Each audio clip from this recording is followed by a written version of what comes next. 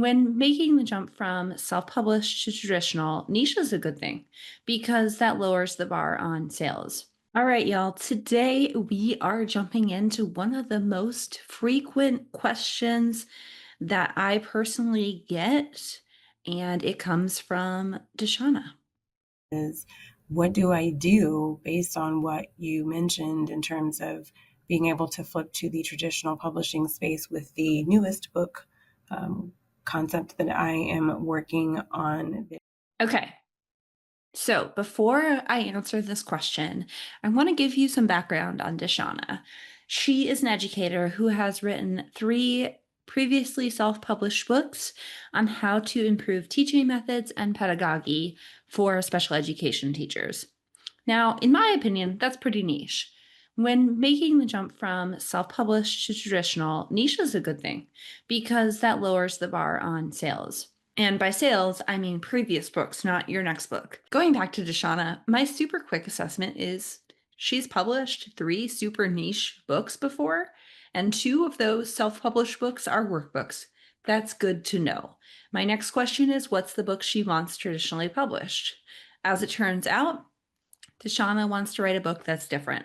I'm not going to give it all away on this podcast episode, but the idea is for a broader audience that would be in a different category at the bookstore, which leads us to another factor in terms of the way I'm thinking or the way that a publisher, editor, or agent would think about, a previously self-published author. That's another factor. If you're rolling up having sold very few copies of a book about wellness and you want a traditional deal for another book about wellness, that's going to be a really hard sell. That's particularly true if there hasn't been any substantial change in your ability to sell the book. That's because most agents, publishers, and even collaborators like me are going to assume that unless something has changed, you're going to get the same results, meaning that you're going to sell very few copies. You're also up against a convention that first books sell the best. Now, this is a convention. It doesn't mean it's always true. But in general, books are like movie sequels. The second, third, fourth don't tend to generate as much interest or as money as the first. Now, you are probably already thinking about exceptions to this rule. Glennon Doyle is a great example, just like The Godfather is a good example, right? There are exceptions to prove every rule. All right, back to DeShanna. To evaluate her chances at a traditional deal, what we need to apply, once again, is my 3P framework. If you don't know what the heck I'm talking about, go back to episode 4. You can also learn about that more specifically in episodes 5 through 7. So let's jump into that 3P framework. If you know, you know. The first hurdle is potential. DeShauna's book idea, in my opinion, has potential. Moving on, the second P is platform. And this is where DeShauna and a lot of people start to fall short. Because her business is focused on education, this other area that she wants to write a book about doesn't really show up on her public facing platforms. She's done a TEDx talk about the topic that's got 19,000 views, which isn't bad, but everywhere else is really small. So that would need work. I want to take another 3 stop in Tangent Town, my favorite place to be, because I see this situation a lot. DeShanna wants to write a book about something her business is not focused on. That said, she does have experience in the topic and could be seen as an expert. That does cause a little bit of a disconnect because in order to build a big enough platform to land a book deal, she would need another way to monetize and build an audience around the topic she wants to write a book about. And that's a disconnect because your current business doesn't do that. So you've either got to like create a kind of second business or like a portion of your business that's dedicated to this second topic, or you've got to pivot. So it's a lot of work to build a platform big enough for publishers to be interested. And usually that work involves financial investment and it involves a lot of time. So the math doesn't math when you're just building a platform to have a book. The reason I say that is because it's a lot of work to build an author platform big enough for a traditional publisher to be interested. Building that platform often involves financial investment. And if it doesn't involve financial investment, it involves a lot of time. So much time that it usually always is your primary business or your primary way of earning money. For you to build an audience just to get a book deal doesn't math out. The math doesn't work because what a book would pay in exchange in terms of an advance, in terms of royalties, just isn't unlikely to generate enough cash to justify that investment of time and money. Does that make sense? I hope it does. Remember, building a platform takes more than just time. It also requires your money, your energy, a lot of effort. You've really got to want an audience for platform building to work. A book is not enough. You need more than a book to develop an author platform. I'm going to say that again. You need more than a book, more than the dream of a book, more than the dream of a book deal, more than a dream of a bestseller list to develop an author platform. Remember also that your author platform isn't just numbers. So when DeShanna left her voicemail, she said that she's going to rely on her own story as well as stories and expert advice from others to write this new book. While this totally can work, I often reference or use an author's personal story, case studies from their work, and outside expertise and research in the books that I personally work on. What she said in that voicemail also reveals something.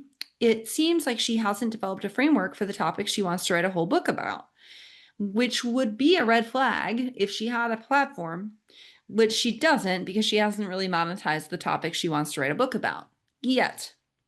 So that's the platform, right? I'm talking about her audience. I'm talking about what I was able to find when I Googled her, but I'm also able to see what her platform is just based on how she's talking about it.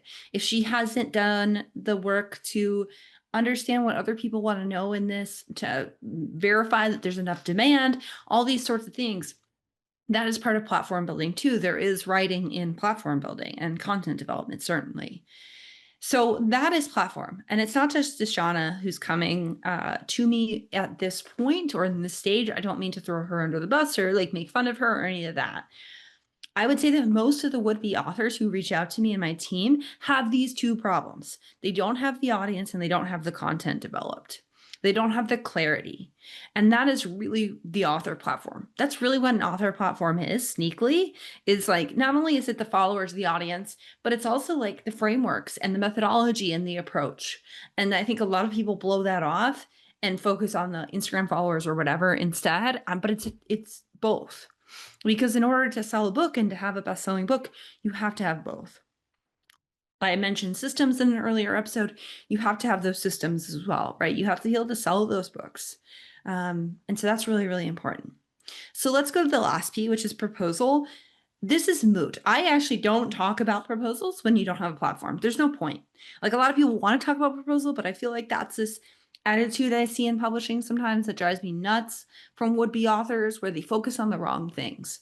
They're focusing on the tax liability of their advance instead of, their platform, or they're focused on writing the book or what their table of contents should be, because that's easier than saying, okay, how the fuck am I going to sell this thing? How am I going to grow this platform? Those are hard conversations to have. Those are hard questions to answer.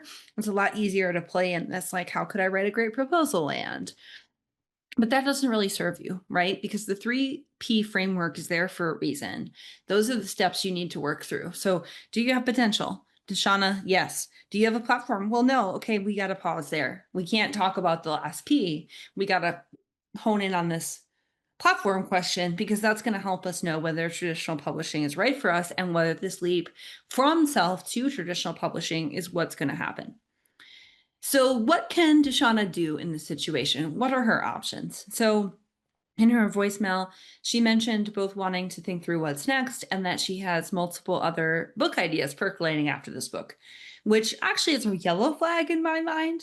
Not the thinking part, love some thinking, but rather the multiple book part. So a subtle difference that I see between indie or self-published authors and traditionally published authors is the number of books y'all publish. Most of my clients publish one book, maybe two. That's partly because they might only have one book idea because that's their expertise or their zone of genius. Um, Either that or everybody involved wants to maximize the sales of book one and will keep promoting that basically in perpetuity until there aren't any more sales to be had there. or everybody involved wants to maximize the sales of book number one and will keep promoting that in perpetuity until there aren't any more sales to be had. This might be why James Clear has never written a follow up to Atomic Habits. He's still selling Atomic Habits. Either way, there's usually a lot of time between books for traditional authors, as well as a lot of strategy and thinking and planning around what book and when. Which leads me to another point. When you want to sell books, focus is key because books need a lot of promotion and marketing in order to sell, which is also why self published authors tend to sell less because oftentimes they don't have that same focus. So let's get back to our main focus after another trip to Tangent Town, which is how you jump from self published to traditional publishing. So let's say DeShanna, or for that matter, you, is really committed and passionate about multiple book ideas. Traditional publishing is likely going to frustrate the fuck out of you, partly because traditional publishing moves slowly, and partly because you're going to have to wait on all those other ideas. You won't be able to be as multi passionate as you want to be. So, I have two answers really for DeShanna and anybody else trying to make the leap from self publishing to traditional publishing. So, or they're not really answers, they're more options. So, the first option for someone in DeShanna's position, which more specifically is she has a book idea with potential. She has expertise in this arena, but her business isn't specifically about it. And she definitely needs to build a platform. The first answer is kind of obvious. It's like, okay, well, now you have to go build an author platform around this book idea, which for DeShanna and anybody else whose business isn't completely aligned with their book idea would require either pivoting the existing business and or creating a separate entity where you talk about this issue.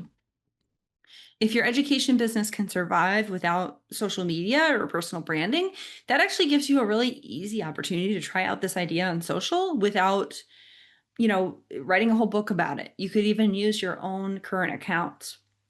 Because your pre-existing business and book idea have some overlap, though, you could reach out to your new target audience through your existing business, especially if there's overlap in terms of the audience. Regardless of how you build an audience, though, I would encourage you to take your time. Don't rush the book. Don't rush the process. Really focus on finding out what this audience, like the future audience for your book, want and need from you and starting to deliver that. Taking that approach takes more time, for sure, but also will make a far better book in the end, for sure. However, that's a really long road, and I know it seems daunting. It can feel harsh, it can feel hard, and there's no guarantees of success. There's no guarantees of success in publishing, at all. So I would completely understand if you don't have the time, the interest, or the bandwidth to deal with all of that. Which leads me to my second answer or my second option, and that's to continue self-publishing and or look into hybrid publishers. So there's no shame in that game. And like I said before, I'm not judging, right? Traditional publishing isn't right for everybody. Based on what DeShanna said about wanting multiple books in the future, remaining an indie author could be the right path. Only you know the answer to this. The big downside in my mind is that you will likely reach fewer people and make a less of an impact with each book you write. But what a big impact is to me might not be what a big impact is to you. So your results may vary. Self-published authors can sell a lot of books when they're able to market and sell those books to an existing audience. The problem comes in when you don't have an audience, you don't market, and therefore don't sell. That happens in traditional publishing as well, right? We see it a lot with fiction, or when we take a chance on an author when their platform suddenly changes. But that sales requirement can be a big reason why it's challenging to jump from self to traditional because you have that sales requirement. So this is all to say, like that leap is challenging, and it's more than just, hey, like I have this new book idea, like it's different. It's more like, okay, the 3 Ps still apply. Like you still have to have potential, you still have to have platform, you still have to have a proposal eventually once you have a platform. But also then we have to explain this previous history. And luckily for DeShanna, it's pretty easy. It's a niche audience. She's self-published. 2 of them are workbooks. They're just for those clients. This is a different business, right? We could make that argument. But in order to do that, she would need to pivot her business or add a different stream of content, different offer, all those kinds of things in order for her to be successful. And that's going to take a lot of time and energy and probably several years to get there, which she might not be interested in. And that's totally cool. So I hope, DeShanna, this episode has helped you, and really all of you who are in the process of considering your publishing offers. Please know that there is no right or wrong to publishing your book, and that every situation is nuanced. What's going to be best for you, as we discussed in the episode on alignment, is what's aligned for you, what feels good, what feels right. I hope this episode in particular, as well as that one, just helped you see how nuanced books and authorship and publishing can be, and how much agency you, the author, have in terms of choosing which way you want to go. And until next time, cheers to your success.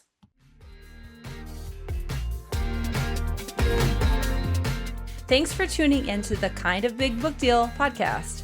Want to see where you're at on your book journey? Check out my free quiz at meghanstevenson.com/quiz.